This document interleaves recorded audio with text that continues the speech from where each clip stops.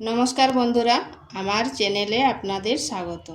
তো প্রতিদিনের মতো আজকেও একটা নতুন ধরনের ভিডিও নিয়ে এসেছি। আলু আর ডিম অনেক রকম তো রান্না করে খেয়েছেন, একবার এইভাবে আলু, টমেটো আর ডিম দিয়ে করে দেখবেন, খেতে দারুণ লাগে। তো চলুন দেখে নেওয়া যাক আমি কিভাবে এই রেসিপিটা রান্না করি। এখানে একটা কড়াই বসিয়েছি, কিন্তু গ্যাসটা জ্বালিনি। দিয়ে দিচ্ছি আলুগুলোকে এইভাবে লম্বা লম্বা করে কেটে নিয়েছি।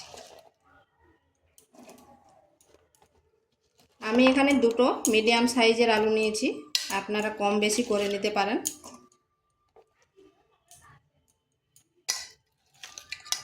দিয়ে দিচ্ছি একটা বড় সাইজের পেঁয়াজ,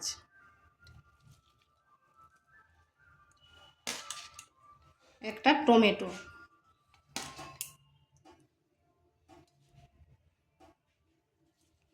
দিচ্ছি দুটো কাঁচা লঙ্কা। এখানে দিয়ে দিচ্ছি জিরে গুঁড়ো,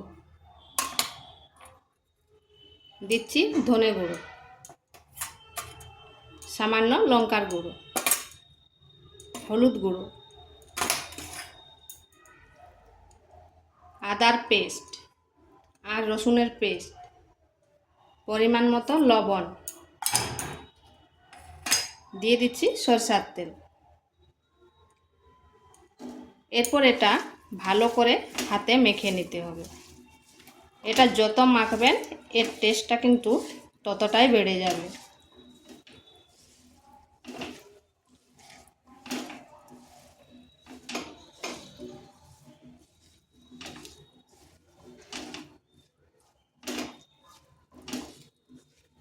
এটা একটু সময় ধরেই মাখতে হবে, যেমন সমস্ত মশলা সমস্ত সবজির মধ্যে মিশে যায়। আর এটা রান্না করা খুবই সহজ, ঝটপট হয়ে যায়। এরপর এখানে দিয়ে দেব জল।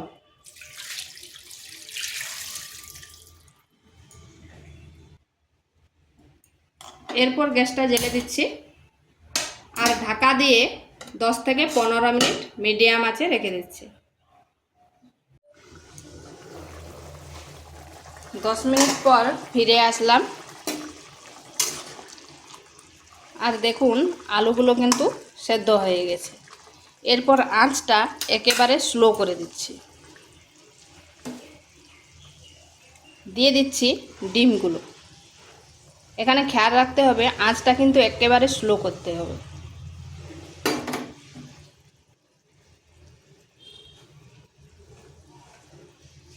আমি এখানে 3টা ডিম দিচ্ছি।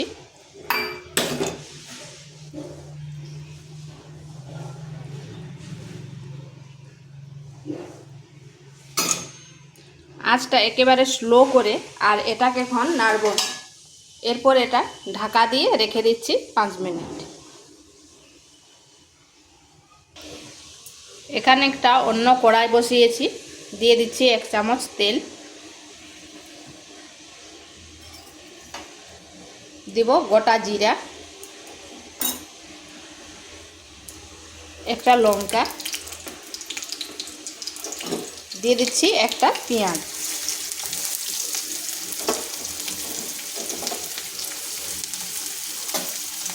এরপর পেঁয়াজটাকে একটু ভেজে নেব।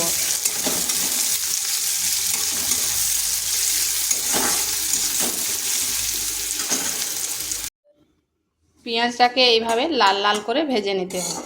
তো এটা হয়ে গেছে।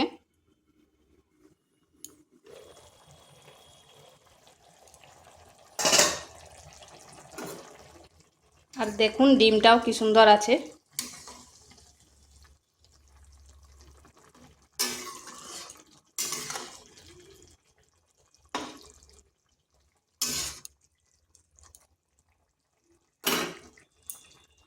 এরপর এর মধ্যে দিয়ে দিচ্ছি এই পেঁয়াজের।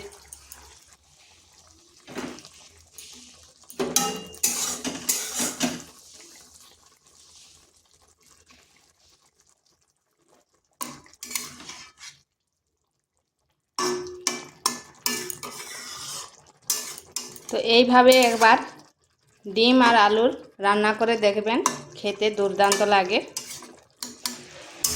তো এটা হয়ে গেছে, এরপর নামিয়ে নেব। তো ভিডিওটা ভালো লাগলে লাইক শেয়ার কমেন্ট অবশ্যই করবেন, আর নিত্য নতুন রেসিপি পাওয়ার জন্য চ্যানেলটিকে সাবস্ক্রাইব করবেন।